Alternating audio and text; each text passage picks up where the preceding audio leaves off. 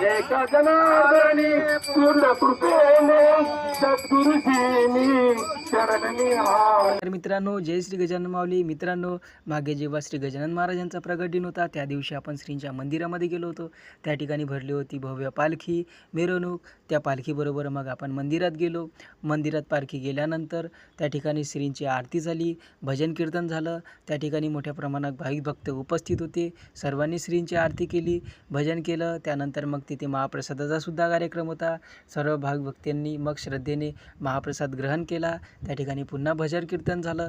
त्याचबरोबर सर्वांनी मोठ्या भाविक भक्तांनी गर्दी केली होती. त्या सर्वांनी नियमित राहून सर्वांनी दर्शन घेतले. अशा प्रकारे भक्तिमय वातावरणामध्ये तो दिवस पार पडला.